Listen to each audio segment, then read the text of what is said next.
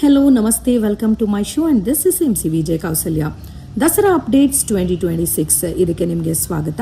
ಅಭಿಮನ್ಯು ದಸರಾವನ್ನ ನಿಮ್ಮ ಮುಂದೆ ತರ್ತಾ ಇದ್ದೇವೆ. ಏನಪ್ಪ ಇದು ಅಭಿಮನ್ಯು ದಸರಾ ಅಂತಂದ್ರೆ ಈ ವರ್ಷದ ಈ ಒಂದು 2026ರ MC Vijay Kausalya ಯೂಟ್ಯೂಬ್ ಚಾನೆಲ್ನಲ್ಲಿ ಬರುವಂತ ಎಲ್ಲ ವಿಡಿಯೋಸ್ ಅಂದ್ರೆ ದಸರಾ ರಿಲೇಟೆಡ್ ವಿಡಿಯೋಸ್ ಅನ್ನ ಕರ್ನಾಟಕ ಅರಣ್ಯ ಇಲಾಖೆಯ AK-47 ಎಂದೇ ಖ್ಯಾತಿಯಾಗಿರುವಂತಹ ನಮ್ಮ ಅಭಿಮನ್ಯುಗೋಸ್ಕರ ಡೆಡಿಕೇಟ್ ಮಾಡ್ತಾ ಇದ್ದೇವೆ. ಸೊ ಈ ಒಂದು ಅಭಿಮನ್ಯು ದಸರಾಗೆ ನಿಮ್ಮೆಲ್ಲರಿಗೂ ಸ್ವಾಗತ ಸುಸ್ವಾಗತ. ಈಗ ಆಲ್ರೆಡಿ ಗಜಪಯಣ ಪ್ರಾರಂಭ ಆಗಿದ್ದು ವೀರನ ಹೊಸಳ್ಳಿಯಿಂದ ಅರಣ್ಯ ಭವನಕ್ಕೆ ಬಂದಾಗಿದೆ ನಮ್ಮ ಆನೆಗಳು. ಸೊ ರಿಲ್ಯಾಕ್ಸ್ ಮಾಡಿ ತದನಂತರ ಮತ್ತೆ ಅದರ ಒಂದು ಡೈಲಿ ರೊಟೀನ್ ಅನ್ನ ಪ್ರಾರಂಭ ಮಾಡಿದೆ. ಅಂದ್ರೆ ಇಲ್ಲಿಂದ ಸ್ಟಾರ್ಟ್ ಆಗುತ್ತೆ ನಮ್ಮ ಅರಣ್ಯ ಇಲಾಖೆಯ ಕೆಲಸ ಹಾಗೂ ನಮ್ಮ ಆನೆಗಳ ಜವಾಬ್ದಾರಿ. ಈ ಎರಡೂ ಕೂಡ ಈ ಒಂದು ದಿನದಿಂದ ಪ್ರಾರಂಭ ಆಗುತ್ತೆ. ಯಾಕೆ ಅಂತಂದ್ರೆ ಅರಣ್ಯ ಭವನಕ್ಕೆ ಕರ್ಕೊಂಡು ಬಂದಂತ ನಮ್ಮ ಆನೆಗಳು ಇಲ್ಲಿ ಸಮಾಧಾನವಾಗಿ ರಿಲ್ಯಾಕ್ಸ್ಡ್ ಆಗಿ 2 days ರೆಸ್ಟ್ ಅನ್ನ ತಗೊಂಡ ನಂತರ ಇದನ್ನ ತುಂಬಾ ಅದ್ದೂರಿಯಾಗಿ ವಿಜೃಂಭಣೆಯಿಂದ ಮತ್ತೆ ಪೂಜೆಯನ್ನ ಮಾಡಿ ಅರಮನೆಯತ್ತ ಕಳಿಸ್ಕೊಡುವಂಥದ್ದು. ಈಗ ಈ ಪೂಜೆಯನ್ನ ಮಾಡಿ ಇಲ್ಲಿ ಅರಣ್ಯ ಇಲಾಖೆ ವೃಂದದಿಂದ ಪುಷ್ಪಾರ್ಚನೆಯನ್ನ ಮಾಡಿ ಮೈಸೂರಿನ ಅಶೋಕಪುರಂನಲ್ಲಿರುವಂತಹ ಅರಣ್ಯ ಭವನದಿಂದ ಗಜಪಡೆಯನ್ನ ಕಳಿಸ್ಕೊಡ್ಲಾಗುತ್ತೆ.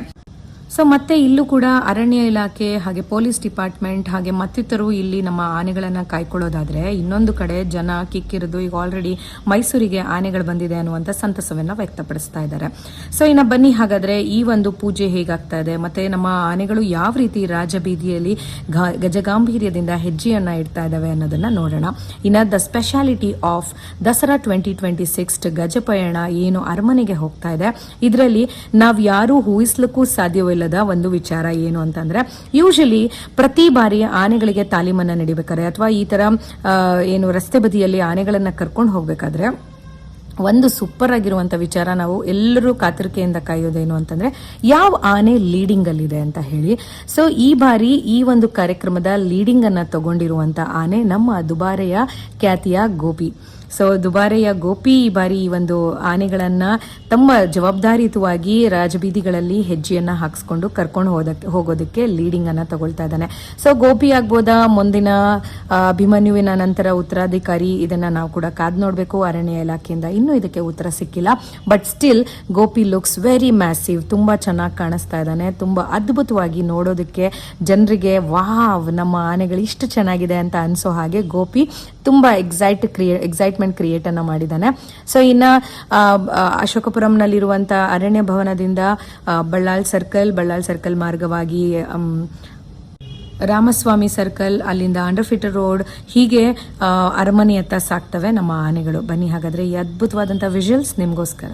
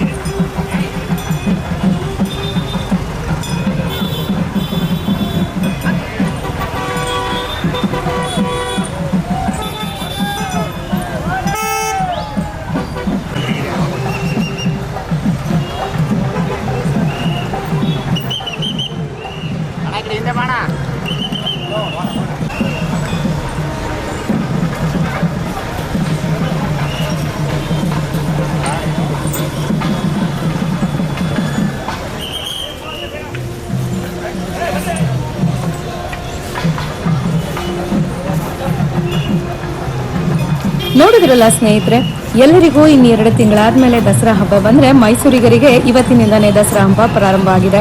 ರಾಜಬೀದಿಗಳಲ್ಲಿ ಗಜಗಾಂಭೀರ್ಯದಿಂದ ನಮ್ಮ ಎಲ್ಲ ಆನೆಗಳು ಹೆಜ್ಜೆಯನ್ನ ಹಾಕೋದನ್ನ ನೋಡಿದ್ವಿ.